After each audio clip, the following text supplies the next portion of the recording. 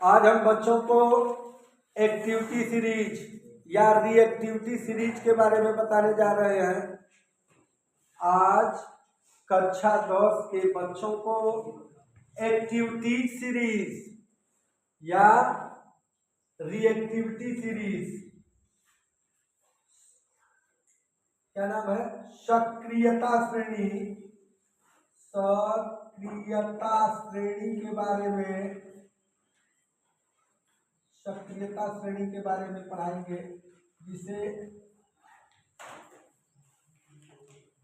Activity series कहते हैं।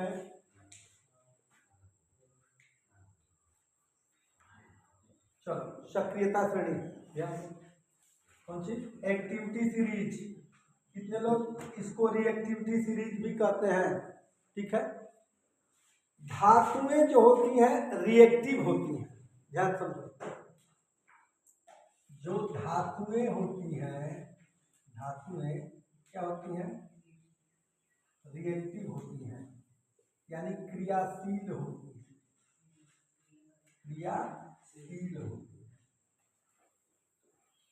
धातुएं क्या होती है भाई, क्रियाशील होती है, क्रियाशील होती है। यह नहीं पता चल पा रहा है कि कौन धातु ज्यादा क्रियाशील है और कौन धातु कम क्रियाशील है। तो इस बात का पता लगाने के लिए कि कौन धातु ज्यादा क्रियाशील है और कौन धातु कम क्रियाशील है, इसके लिए हमने एक श्रेणी बना दिया और उस श्रेणी के आधार पर हम बताने लगेंगे कि जो श्रेणी में सबसे ऊपर होगा, धातु जो सबसे ऊपर होगा वो ज्यादा क्रियाशील होगा, और ऊपर से नीचे जैसे जैसे जाएंगे वैसे वैसे उसकी क्रियाशीलता क्या होती जाएगी, कम होती चली जाएगी। तो धातुओं को उनके घटते हुए अभिक्रियाशीलता के क्रम में रखने पर एक श्रेणी बन जाती है। धातुओं को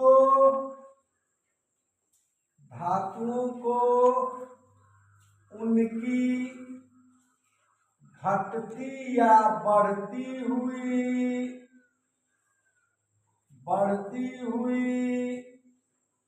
अभिक्रियाशीलता के क्रम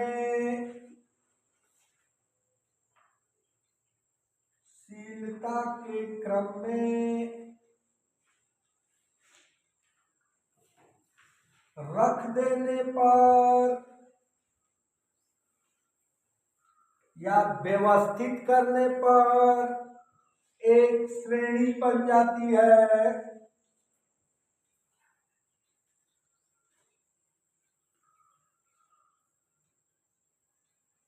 जिसे सजातीय श्रेणी कहते हैं।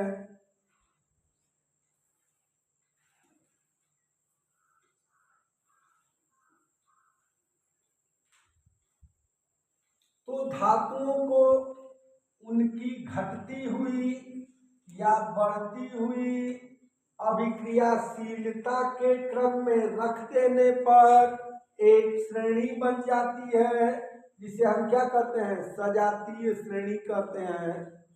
और इस श्रेणी को हम लोग ट्रिक के माध्यम से ले के बांसुरी का ना मुझे अल मियाँ जी फे क्रो सीडी को नहीं सुना पर हम गाएं CHAPA। दिखाई नहीं दे रहा है। तो धातुओं को उनकी बढ़ती हुई या घटती हुई अभिक्रियाशीलता के क्रम में रख देने पर एक श्रेणी बन जाती है, और उसी श्रेणी को हम क्या कहते हैं, सजातीय श्रेणी कहते हैं।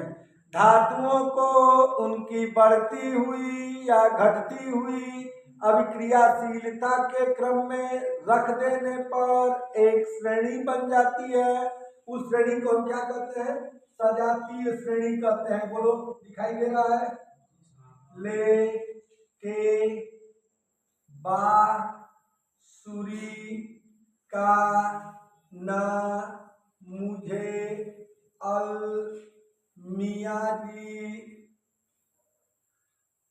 फेंक्रो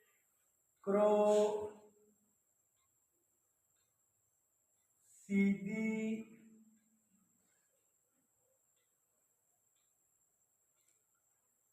को नहीं लेके बांसुरी का नाम मुझे अलमिया जी फेंक्रो सीधी फेंक्रो फेंक्रो सीधी को नहीं सुना पर हम गाएं सी एच ए टी ए।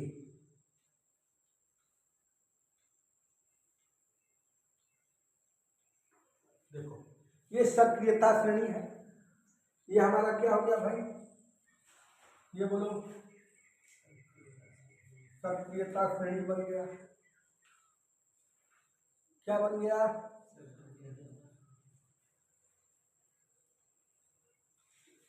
ये सक्रियता श्रेणी है। इसको क्या करते हैं, ले ले के बांसुरी का ना मुझे अल मियाँ जी फेंक्रो सीधी को नहीं सुना और हम, ठीक है, एक गाना चलता था,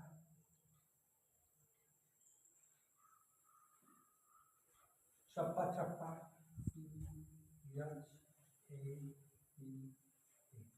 चप्पा चप्पा,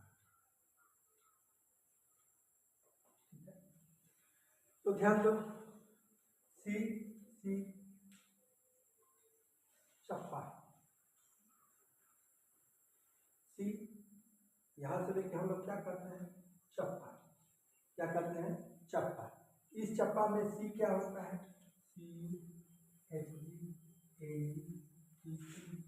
ए यू मीन्स सोना, पीटी मीन्स प्लेटिनम। हम बताए थे, हम क्या बताए थे कि जो एक्वा रेजिया होता है, एक्वा रेजिया जिसमें HCl और HNO3 संबंध के अनुपात को मिलाए गए थे, ठीक है। और वह एक्वा रेजिया क्या करता है, सोना और प्लेटिनम को भी गला देता है। अकेले न तो HCl गला पाएगा, न तो HNO3 जला पाएगा। और ध्यान दो, ये ऊपर वाला देखो, जो ये ऊपर वाला है सर्किल में कर रहे हैं, आइए जो नीचे वाला है, आ रहा है समझ में। अरे ऊपर में तो भाई यहाँ सोडियम भी है, सोडियम को पानी में डाल देंगे तो आग लग जाएगा, लेकिन क्या सोना को पानी में डाल देंगे तो आग लगेगा, यानी ऊपर वाले ज्यादा क्रियाशील हैं और नीचे वाले, भाई ये देखो देखो, जो पोटेशियम है, पोटेशियम बहुत ज्यादा क्रिया करता है, बहुत ज्यादा। अब वही सोना, अच्छा बताओ, इसमें से सोडियम का तो जानते ही हो तुम कि सोडियम को हवा में रख दो, पानी में रख दो, ऐसे ही कुछ मत करो, रख दो, वह जलने लगता है। वह क्या करने लगता है, जलने लगता है। वह क्या करने लगता है, जलने लगता है। किसी बाबा में ऐसी शक्ति नहीं है, किसी बाबा में ऐसी शक्ति नहीं, इस पृथ्वी पर जन्मे हुए किसी भी बाबा में ऐसी शक्ति नहीं है कि वह क्या करे, आग को मंगा दे। किसी के पास शक्ति नहीं है। आ रहा है समझ में? काशीदास बाबा का जो पूजा होता है उसमें लगता है कि सोडियम का यूज किया जाता है। आ रहा है समझ में? चलिए देखिए, लेके बांसुरी का नाम मुझे अलमिया जी फेक्ट्रोसुडी को नहीं सुना पर हम गाए चंपा। इसमें सबसे ऊपर कौन है? लिथियम। सबसे अधिक क्या है जी?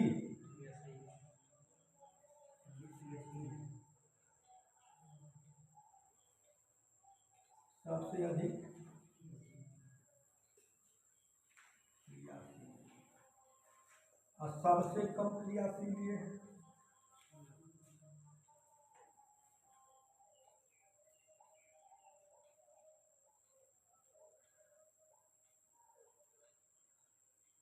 यानी ऊपर से जब नीचे आ रहे हैं तो अभिक्रियाशीलता घट रही है कि बढ़ रही है?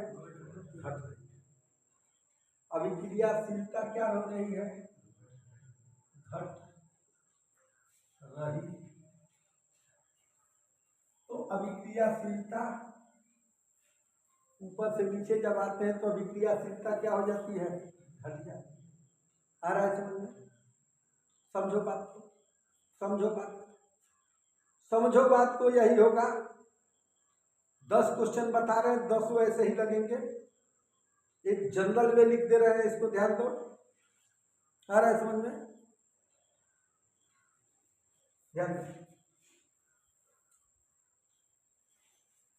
ये है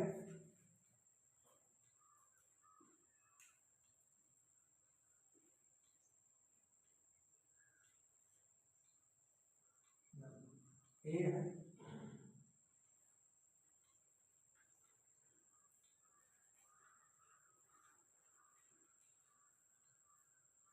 ठीक है।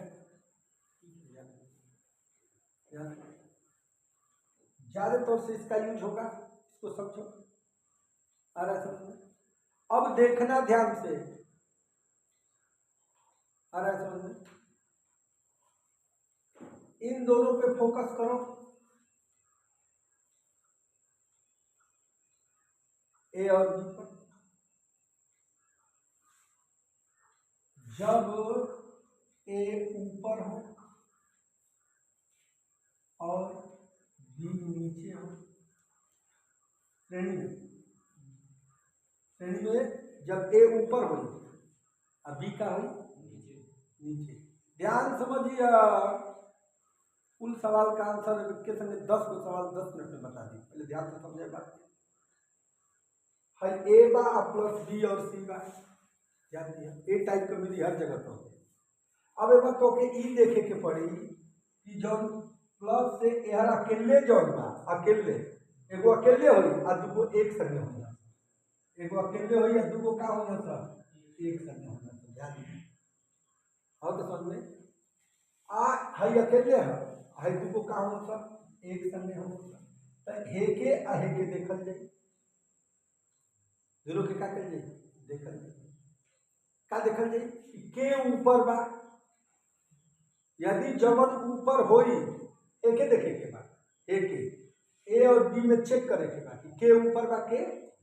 मान लेनी कि ए ऊपर बा, मान लेनी कि ए का बा ऊपर बा और बी का बा नीचे, तब तो ये ऐसे लिखा है ए। अब बी के हटा दे, बी हट जाई। अब ए कितना संगे चल जाई? सी के संगे। अब बी का हो जाए बाहर निकल तय हो गई। ए सी प्लस आई का हो गई, का हो गई ए सी और का हो गई। जब ए ऊपर रही तब बी के हटा दी। एमा का के दे सकी? ए बी के हटा देना सब। एमा का के दे सब? ए बी को हटा दिया। क्यों हटाया भाई? हाँ ज्यादा क्रियाशील है, ये ज्यादा क्रियाशील है। ए ऊपर है तो ज्यादा क्रियाशील, ज्यादा क्रियाशील, ठीक है। जब ये ऊपर का अब बी नीचे बता कम क्रियाशील, ठीक है। तो जब भी कोनो अधिक क्रियाशील रही और कम क्रियाशील के संग केहू अवधि रही तो वो अधिक वाला कम के का करी हटा दे। यदि एक उल्टा हो तो रिएक्शन ना हो। जैसे कहना का मतलब कि A plus BC equal to, ध्यान दें अब भाई ए श्रेणी की बात कर तो श्रेणी में कि ए नीचे होके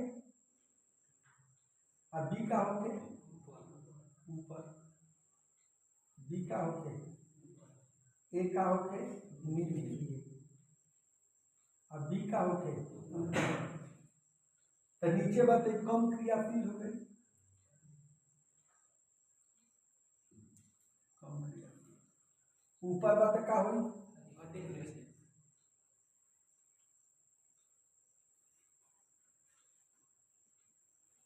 तो कई रिएक्शन हो पाई, नो रिएक्शन।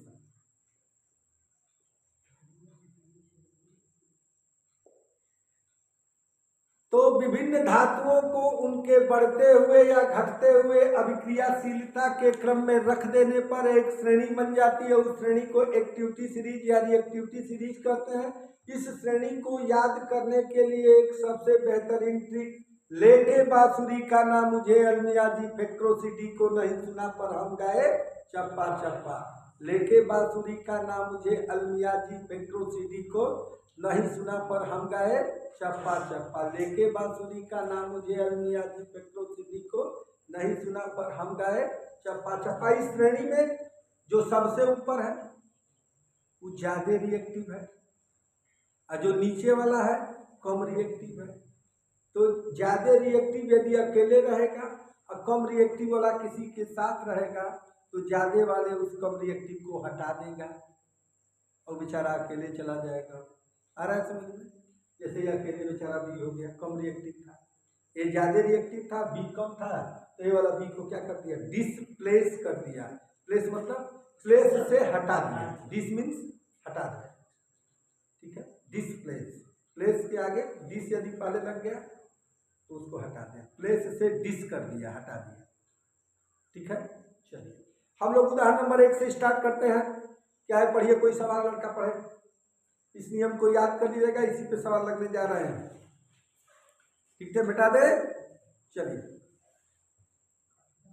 अब इसको नोट करेंगे, 20 मिनट लगेगा, उसको देखना होगा, झट से वीडियो को आगे बढ़ा के झटका से क्या करिएगा, नोट कर लीजिएगा। समझ में आ रहा है क्या कर रहे हैं? पढ़ेंगे तो पूरा तो बहुत समझ में आएगा, नहीं आएगा तो भाई समय तो नहीं है तो उसको बढ़ा करके देख लीजिएगा। उदाहरण नंबर 1, चलिए भाई पढ़िए, उदाहरण नंबर 1 पढ़ो। क्या कारण है कि कॉपर सल्फेट, क्या कारण है कि कॉपर सल्फेट विलयन में, क्या कारण है कि कॉपर सल्फेट के विलयन में डूबी हुई लोहे की छड़ पर क्या हो जाता है, कॉपर जमा हो जाता है। वही कॉपर तभी ना लोहे की छड़ पर क्या होता है, तांबा जमा हो जाता है। चलो भाई क्वेश्चन मिला लो, सही है, क्वेश्चन मिलाओ, समझ में आ रहा क्या कर रहे हैं? क्वेश्चन को क्या करो, मिला दो, क्वेश्चन को क्या करो, मिलाओ, ठीक है, क्वेश्चन को क्या करो, मिलाओ, सही है, बोलो भाई। चलिए देखिए, ध्यान समझो, भाई कॉपर सल्फेट का पहले सूत्र बोलो, CuSO4। कैसे बना बताए थे तुमको, Cu के ऊपर डबल प्लस और SO4 के ऊपर, भाई देखो Cu के ऊपर डबल प्लस और SO4 के ऊपर डबल माइनस, 2 प्लस 2 माइनस से कैंसिल आउट, तो क्या बचा, CuSO, कॉपर सल्फेट। समझ में आ रहा है? अच्छा, ये कॉपर सल्फेट का कलर होता है नीला, आ रहा है समझ में? कॉपर सल्फेट का कलर क्या होता है? नीला। अरे समझ में? लेकिन जल रही तब नीला, और जल ना रही तो सफेद कलर का हुई। जले के कारण का कलर हुई रंगहीन हुई, मतलब कि कोनो कलर ना हुई, CuSO4 रही। वैसे सीधे सीधा कहल जाला कॉपर के नीला, काहे कि एगो सूत्र होला नीला थोथा, नीला थोथा, जिसका सूत्र होता है CuSO4 × 5H2O। क्रिस्टलन जल के 5 अणु रहते हैं, तो जलीय विलयन तो कहते हैं बाबू, विलयन में कॉपर सल्फेट का विलयन हो गए। ठीक है, अरे समझ, चलो ध्यान दो।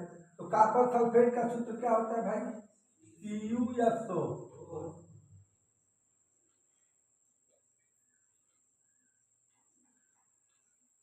CuSO4। कॉपर सल्फेट के विलयन में लोहा लोहा लोहा Fe। तो ये A हो गया, ये B हो गया, ये C हो गया।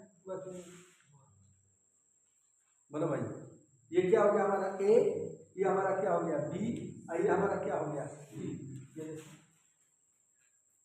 बोलो भाई, तो रिएक्शन इस टाइप का मिला कि नहीं मिला भाई? A + B × C बराबर, अब चेक करेंगे कौन ऊपर है? Fe और Cu में कौन ऊपर है? F। और Cu क्या है? तो Fe ऊपर Cu नीचे, Fe ऊपर Cu नीचे। तो जो ऊपर रही क्रिया करी और नीचे रही क्रिया ना करी, खाली सुतल रही। ऊपर वाला काम करे, नीचे वाला क्या करी? सुतल रही। ठीक है, ऊपर वाला काम करे, नीचे वाला सुतल रही। ऊपर वाला काम करे, नीचे वाला सुतल रही। ऊपर वाला काम करे, नीचे वाला सुतल रही। आ रहा है समझ में? ऊपर वाला काम करी या नीचे वाला सुतल रही। आ रहा है समझ में? ऊपर वाला काम करे, नीचे वाला सुतल रही।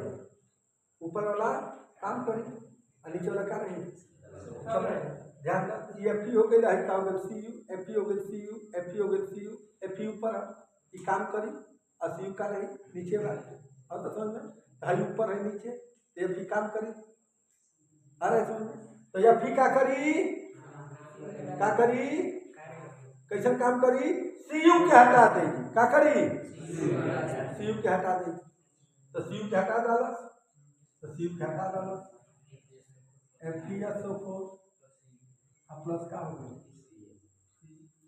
ठीक है, तो जो CuSO4 में जो कॉपर जमा था, अब कॉपर के जगह पे क्या जमा हो गया? Fe।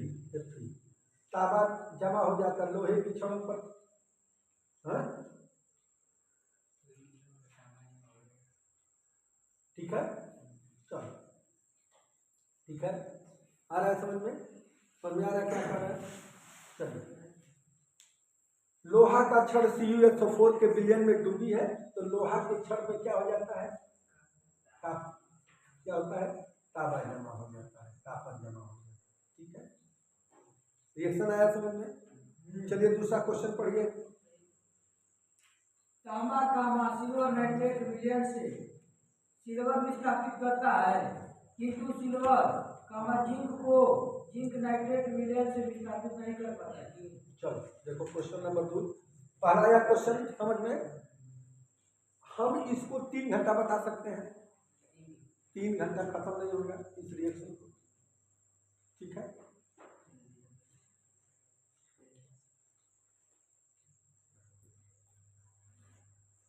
क्वेश्चन नंबर 2 क्या है? तांबा सिल्वर नाइट्रेट, तांबा सिल्वर नाइट्रेट विलयन से सिल्वर नाइट्रेट विलयन से सिल्वर विस्थापित करता है।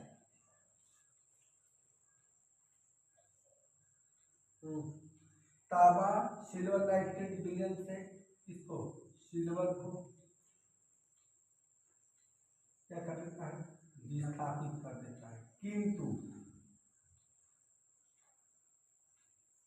विस्थापित करता है। रुको पहले इसको समझो, किंतु अभी छोड़ दिया है, किंतु लिख करके ध्यान रखो।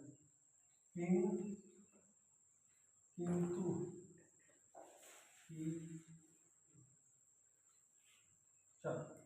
भाई सिल्वर नाइट्रेट AgNO3, भाई सिल्वर है ना, सिल्वर Ag के ऊपर +1, Ag के ऊपर कितना होगा +1, और नाइट्रेट जो होता है NO3 के ऊपर क्या होता है माइनस होता है। तो देखो ध्यान समझो, पहले इसको समझो, चप्पा चप्पा ये हम हटा दे रहे हैं।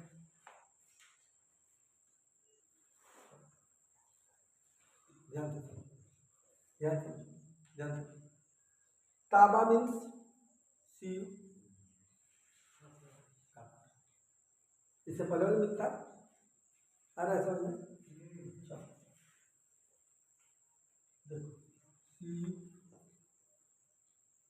ताबा, चलो भाई ताबा हो गई, ताबा मतलब सिल्वर नाइट्रेट सूत्र बोला जाए, सिल्वर नाइट्रेट का AgNO, अरे वाह, ये चेक करो, सी और Zn में कौन ऊपर, Cu और Ag में कौन ऊपर है, Cu ऊपर है, तब तो भाई Ag को विस्थापित कर देगा, हटा देगा कि नहीं हटा देगा, तो Cu ट्वाइस प्लस बैलेंस कर दो, ठीक है, आ रहा है समझ में, रिएक्शन नहीं बच्चों को आया समझ में, आ गया समझ में, तो चलो आ गया तो कोई दिक्कत नहीं है। जो Cu है AgNO3 के विलयन से क्या होगा, NO3 है जी, SO3 को लिखा है, ध्यान नहीं करा है, ठीक है, Cu + 2 AgNO3 equal to CuNO3 का ट्वाइस + 2 Ag, क्यों कि रिएक्टिविटी सीरीज में जो Cu है ये Ag से क्या है ऊपर है, तो ऊपर है तो हटा देगा कि नहीं हटा देगा, हटा देगा, ऊपर रहेगा तो हटा देगा, ऊपर रहेगा तो क्या करेगा हटा देगा। तो अब Cu Ag को क्या किया, हटा दिया, अब Ag के स्थान पर क्या हो जाएगा Cu, लेकिन Cu को आप पहचान नहीं रहे हैं, Cu को पहचान नहीं रहे हैं, ये Cu जो है ना ये +2 ऑक्सीडेशन स्टेट में है, इसमें है, ठीक है, जो Cu है वो +2 ऑक्सीडेशन स्टेट में है, किस ऑक्सीडेशन स्टेट में है, +2 ऑक्सीडेशन स्टेट में, कौन Cu, हाँ याद रखो, ठीक है। अच्छा AgNO3 में देखो, ध्यान दो, ध्यान दो, Ag +8 ऑक्सीकरण अवस्था, ऑक्सीडेशन स्टेट मीन्स ऑक्सीकरण अवस्था, ठीक है, ठीक है, आ रहा है समझ, NO3 जो है दिखाई दे रहा है,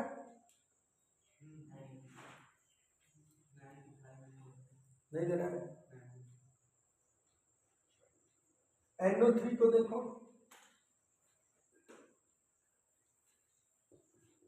-1 ऑक्सीडेशन स्टेट है, ऑक्सीडेशन स्टेट मीन्स ऑक्सीकरण अवस्था, तब हिंदी लिखबो उतना ना, ऑक्सीकरण और अवस्था टाइम लगी और शॉर्टकट हो गई OS मतलब ऑक्सीडेशन स्टेट, और तो समझते।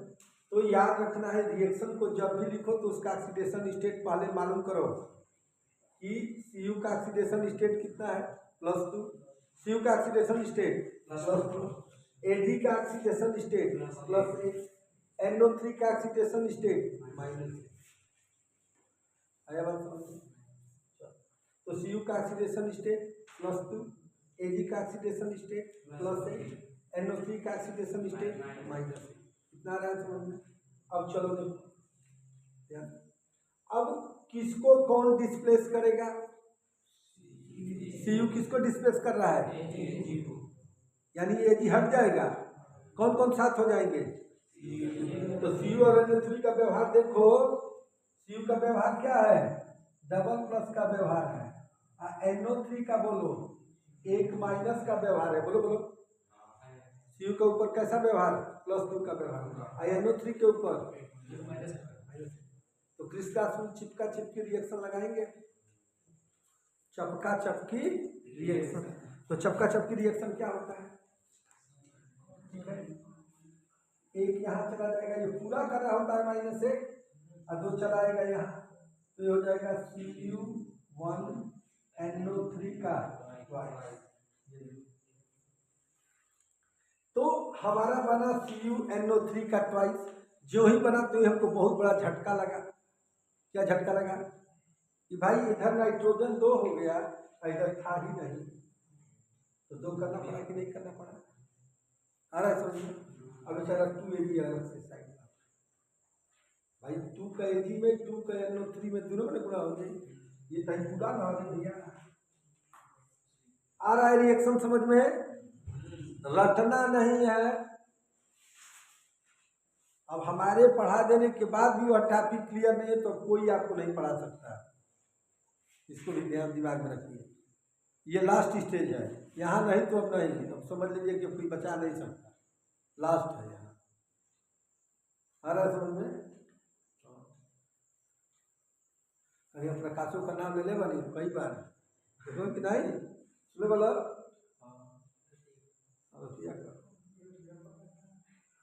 प्रकाश अभी चौरी वाला प्रकाशोत्तर के हम के याद करता नहीं आना भैया कल का नहीं, यही बात नहीं भैया, तो तुमों को प्रचार करने बने। आ रहा है समझ में? चलिए, तो Cu+2Ag रिएक्शन आ गया समझ में? चलिए क्वेश्चन नंबर अगला पढ़ो। हाँ, किंतु सिल्वर जिंक को जिंक नाइट्रेट विलयन से विस्थापित नहीं कर पाता। तो ये क्यों कर दिया तो बात समझ में आ गया। ठीक है, अब देखो दूसरा पार्ट लगाने जा रहे हैं। किंतु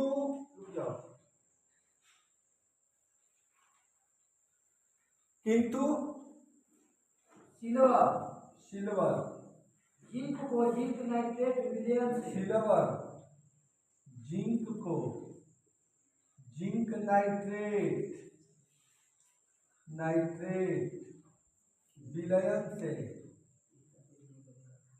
विलयन से बोलो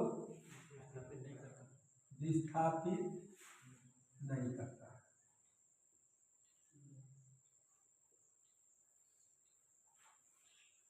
ठीक है, चलिए ये ऊपर वाला पार्ट तो हो गया है। अब कह रहा है किंतु सिल्वर जिंक और नाइट्रेट अब वही लिख रहे हैं, जिंक और नाइट्रेट का Zn का क्या वाला बोला डबल प्लस और नाइट्रेट का बोला एगो माइनस। जिंक नाइट्रेट के बताओ कहीं जब 9 में पढ़ाएंगे 8 में टाइम पास कर दो, प्लस माइनस खाली क्या करो नस से वाकिफ है बच्चों के। जिंक नाइट्रेट इसीलिए हम फोकस कर रहे थे कि बच्चों को याद हो जाएगा तो हमको दिक्कत नहीं होगा, लेकिन बच्चे कर रहे हैं ये तो टाइम पास चिड़िया बादाम बन रहा है, इसलिए बच्चों को बताया जाता है। तो बच्चे ध्यान नहीं देते, सोचते हैं खाली रोज हुए याद करावत हो ठीक नहीं। अरे भैया जो बताया जा रहा है हमको पता ना है कि क्या उसका दाम है। तो zinc double plus NO3 single minus, ये एक इधर आ जाएगा एक इधर आ जाएगा, तो जिंक नाइट्रेट का सूत्र हो गया। तो किंतु सिल्वर, चलिए भाई सिल्वर मतलब ये जिंक नाइट्रेट सूत्र लिख लीजिए। अब बोलो ये हमारा ए हो गया कि नहीं? आइए हमारा क्या हो गया? आइए हमारा क्या हो गया? बोलो भाई, इसको चेक करेंगे कि नहीं भाई? Ag और Zn में देखेंगे कौन ऊपर है? जो ऊपर है वह क्रिया करी, नीचे वाला नहीं। तो समझ में नीचे वाला खाली सुतल है चुपचाप और ऊपर वाला की क्रिया करी। ठीक है, चलो तो बोला Ag और Zn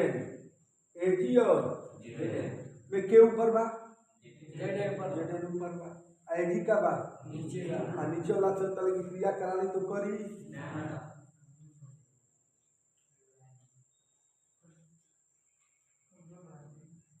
कमजोर बनेगा करी। आ रहा है समझ में? तो क्या ये रिएक्शन होगा भाई?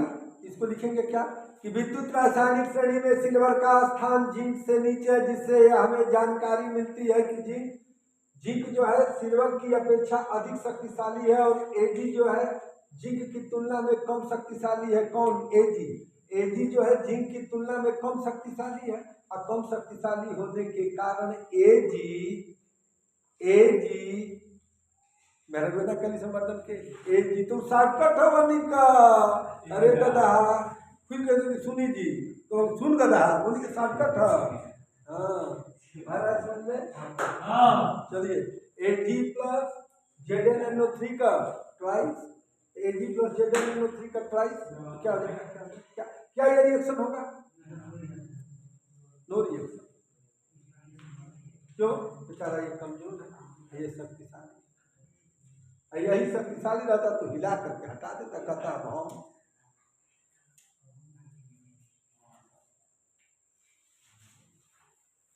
आया बात समझ में? क्वेश्चन बढ़िया। निम्नलिखित अभिक्रिया संभव है अथवा नहीं, कारण सहित समझाइए। बोलो। ZnNO3 का ट्वाइस प्लस 2Ag। रुको देखो संभव है या नहीं? संभव पॉसिबल बताना है। संभव है या नहीं? चलो भाई बोलो रिएक्शन। ZnNO3 का ट्वाइस ZnNO3 का twice plus 2Ag equal to.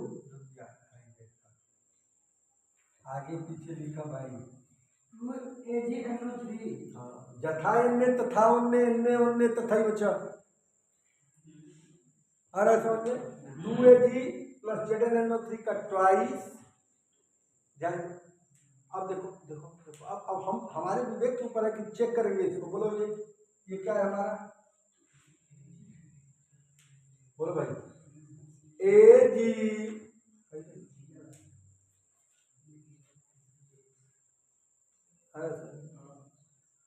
ZN। बोलो ZN कहाँ है? ये आईएजी क्या है? नीचे। तो क्या ये एजी जिंक नाइट्रेट के विलयन से जिंक को डिस्प्लेस कर देगा? नहीं। क्यों? क्योंकि एजी कमजोर है और ZN क्या है? बहुत शक्तिशाली है। शक्तिशाली मीन्स क्रियाशील है। ज्यादा क्रियाशील है, ये कम क्रियाशील है। तो कम क्रियाशील अधिक को नहीं विस्थापित कर पाएगा। कम क्रियाशील है या अधिक क्रियाशील है, कहाँ विस्थापित कर पाएगा? यदि ये यहाँ रहता यहाँ तो विस्थापित कर देता। आ रहा है बात समझ में? क्वेश्चन आ रहा है समझ में? क्वेश्चन अगला पढ़ो। देखो देखो CuSO4 जलीय कहता कि नहीं गए भैया? यदि जलीय ना कही तो कोनो रंग ना हो, सफेद माना जला। सफेद कोनो रंग नहीं होला, सफेद कोई कलर नहीं होता। इसको दिमाग में रखना, सफेद कोई रंग नहीं होता बेटा। जो बताया कि सफेद रंग होता है तो बेवकूफ है। भेद करा दीजिए हमसे, ठीक है? चलिए तो ये हो गया CuSO4 कॉपर सल्फेट। लेकिन जलीय कहता यानी नीला कलर का हो। कहीं के मतलब ख्याल कर CuSO4 के क्या कहा? कॉपर सल्फेट, कोनो रंग नहीं। लेकिन जो ही जल रही तो नीला। कौन कलर? नीला। पानी रही तो अना रही तो कोनो कलर नहीं, सफेद कलर माना जाला। तो सफेद कलर है नहीं, लेकिन सफेद माना जाला।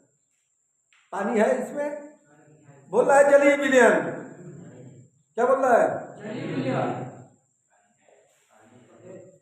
पानी है। आ रहा है समझ में? अब पानी निकल जाए तो सुखा दे। आ रहा है समझ में? चलो भाई ध्यान दो। क्या कर रहा है, कॉपर सल्फेट के जलीय विलयन, जिसका की कलर क्या है, नीला। और यदि इसको कोई विस्थापित कर देगा इस कॉपर को, तो नीला कलर गायब हो जाएगा कि नहीं हो जाएगा? आ रहा है समझ में? क्या कर रहा है, बोलो आगे। कॉपर सल्फेट के जलीय विलयन में लोहे की छड़ डालने लोहा का छड़ डलबा, लोहा करे भैया, यप पी। हाँ अब ऊपर पर तो ई सीयू के हटा दी कि ना हटा दी, हटा दी। और तो समझ में सीयू के क्या करी, हटा दी। तो सीयू का रंग तो नीला रंग है, और जब हटा दी तो नीला कलर गायब हो जाए कि ना हो जाए, यानी कि लोहा के ऊपर कॉपर जाके जमा हो गया।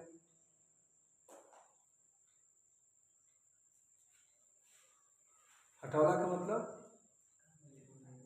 यफी के सीयू के यफी हो जाए, यानी लोहा और लोहा के ऊपर कॉपर का हो जाए जमा, क्योंकि यो कहल जा सकेला परीक्षा में। क्वेश्चन क्या कर रहा है, कॉपर सल्फेट के जलीय विलयन में लोहे की छड़ डालने पर विलयन का नीला रंग धीरे धीरे गायब क्यों हो जाता है, समझाइए। नीला कलर क्यों, नीला कलर किसके कारण आया है, कॉपर के कारण। और यदि कॉपर हट जाएगा तो उसका नीला कलर गायब हो जाएगा कि नहीं हो जाएगा?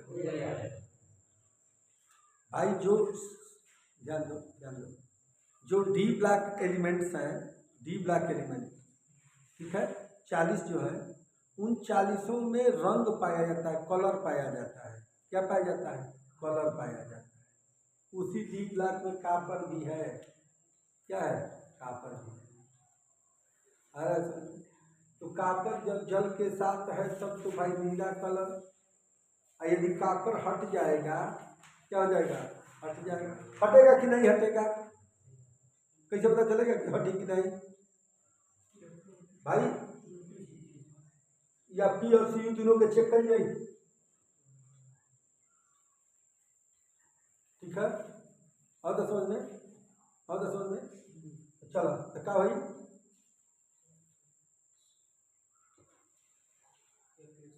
या जल्दी ही लिखा, जल्दी लिख देना।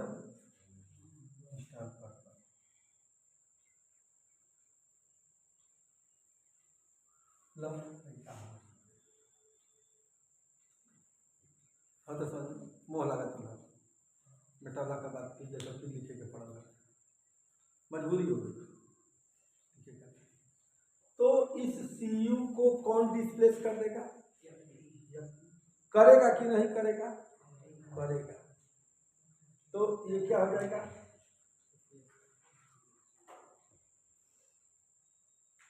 ठीक है। अब इसका कलर जो है हरा हो जाएगा,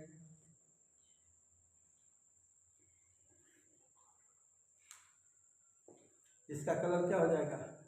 चलो आज एक दिन तुम लोगों को कलर कैसे निकाला जाता है उसका ट्रिक हम तुम लोगों को बता देंगे। हर चीज का ट्रिक है, तभी तो पढ़ाया जा रहा है। आ रहा है समझ में, पढ़ाने में कोई दिक्कत, कोई शक, कोई डाउट, कोई प्रॉब्लम? चलिए पढ़िए, क्वेश्चन नंबर 5 पढ़िए। चांदी का एक तार CuSO4 के विलयन में डुबाया गया। अच्छा, ये नीला कलर गायब हो गया कि नहीं हो गया? कौन सा कलर आ गया? इसको कहते हैं नीला थोथा, इसका नाम है हरा कशीस। इसका नाम CuSO4 into 5H2O, नीला थोथा। क्या नाम है? CuSO4 into 7H2O क्या है? हरा कशीस। क्या नाम है? हरा कशीस। क्या नाम है? हरा कशीस। बताए समझ में? चलिए बेटा दे, बेटा है। क्वेश्चन नंबर कौन है? 5 पढ़िए। चांदी का एक तार, चांदी का एक तार, हाँ, कॉपर सल्फेट के विलयन में डुबाया गया। कॉपर सल्फेट का विलयन है, जलीय विलयन, नीला है, ठीक है। हाँ क्या कहता तथा एक दूसरे बर्तन में एक तांबे का तार AgNO3 विलयन में डुबाया गया। ये देखो तीनों पूछा था कैसे देखा बोर्ड पर। हाँ दोनों बर्तनों में क्या विक्रियाएं होंगी? देखो अभिक्रिया रिएक्शन बता रहे हैं, ध्यान दो ध्यान दो। अब Ag और Cu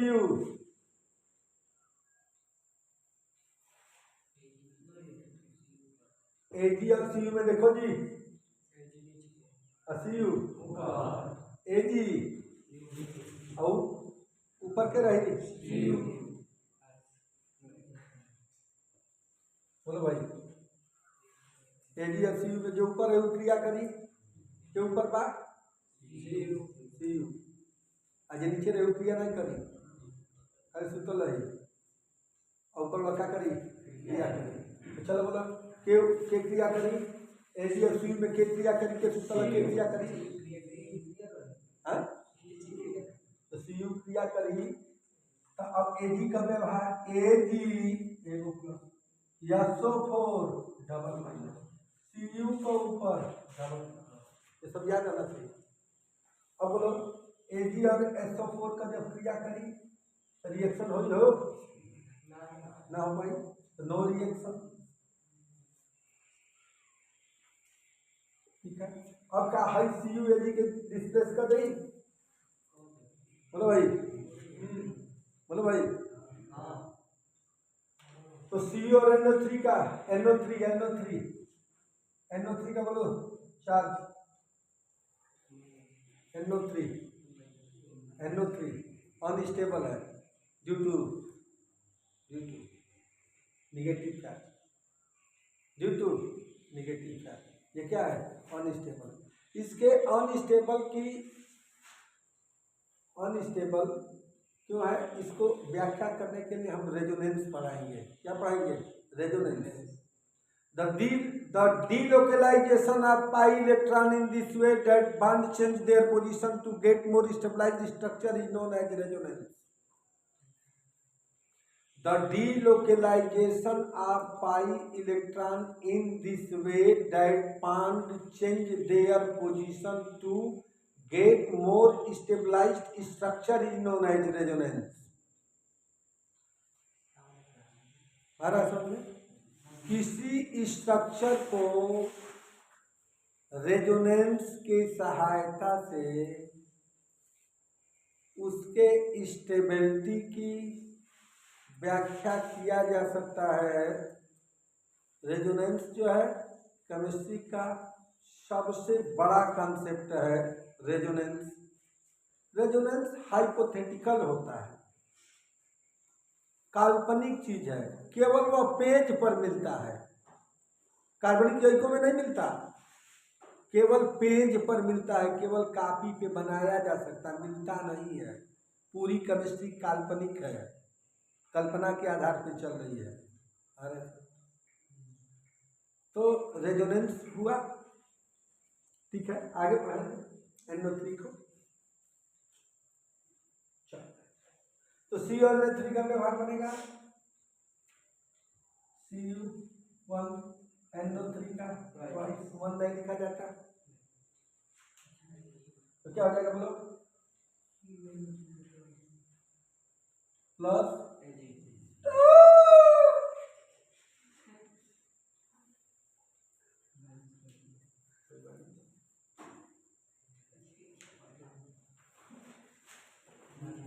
बोलो भाई।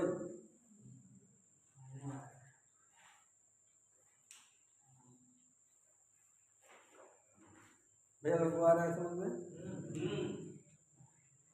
रिएक्शन अच्छा, ये प्लस माइनस से तो रिएक्शन में कोई दिक्कत है? तो एक दिन सभी प्लस माइनसों की सीरीज बना दी जाए। टाइम नहीं है बेटा, तो हम तो मेहनत करके 2 घंटे का वीडियो बनाए सामने क्यों पसंद पढ़ो।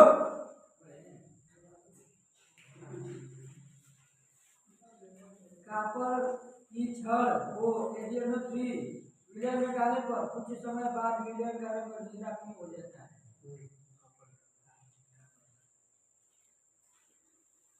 नीला काहे हो जला हो? कॉपर जमा हो जाए, कॉपर क्या कर रहा है बोलो, क्या कर रहा है?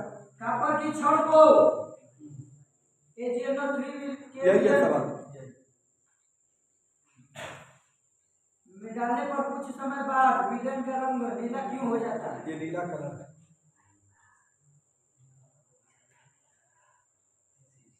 सेम यही क्वेश्चन है, रिएक्शन मिला किताब में। पढ़ो क्वेश्चन नंबर 7। पढ़ो। लोहे पर निम्नलिखित धातुओं में से किन की परत चढ़ाई जा सकती है और क्यों? इम्पॉर्टेंट क्वेश्चन है। क्या है? इम्पॉर्टेंट क्वेश्चन है। Mg, अच्छा कुछ देखो, Mg, Cu व Ag।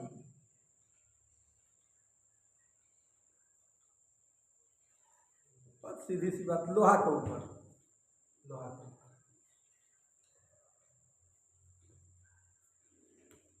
सोनार बिरादरी लोहा के ऊपर चांदी चढ़ा सकते ना? बोलो भाई ना, लोहा सस्ता बा, चांदी महंगा बा, चढ़ोला से का फायदा बा? बोले भैया कॉमन सेंस, ब्रेन लगा दो तो, ब्रेन लगाओ तो। या फी देखो, या फी है ना, या फी के ऊपर किसकी, या फी के ऊपर क्या मैग्नीशियम का परत पोत सकते हैं क्या? या फी के ऊपर कापर चढ़ा सकते हैं क्या? या फी के ऊपर एजी चढ़ा सकते हैं? ये तो साफ बात है। अच्छा बताओ, Fe से कौन ऊपर है इन तीनों में? बोलो भाई, या Fe से ऊपर तीनों में कौन ऊपर है, कौन नीचे है? Mg ऊपर है, बोलो। Mg ऊपर है। आ रहा है समझ में? आ रहा है समझ में? Mg क्या है? तो ऊपर है तो परत नहीं चढ़ाई जा सकती, जबकि Cu और Ag की परत क्या की जा सकती है? चढ़ाई जा सकती। किताब में क्या लिखा है बोलो? विद्युत रासायनिक श्रेणी में ऊपर से नीचे इन धातुओं का क्रम Mg, Fe, Cu, Ag है। हाँ भाई, क्रम भैया देख लो, Mg है, Mg के बाद क्या है? Fe है, Fe के बाद Cu है, Ag है। ऊपर से नीचे आने पर क्रम बता रहा है, यानी श्रेणी को ख्याल धरा रहा है। किसको ख्याल धरा रहा है? हाँ, अब क्या कर रहा है? विद्युत रासायनिक श्रेणी में धातुएं अपनी सक्रियता के घटते हुए क्रम में स्थित है, अतः इनकी सक्रियता का घटता हुआ क्रम भी यही है। अतः Cu या Ag के धनायनों के विलय में Fe डालने पर Fe पर Cu या Ag की परत सरलता पूर्वक चढ़ाई जा सकती बिल्कुल है। चढ़ाई जा सकती है। Mg के धनायनों के विलय में Fe डालने पर कैसे कोई कैसे कैसे कैसे कैसे देखा? Fe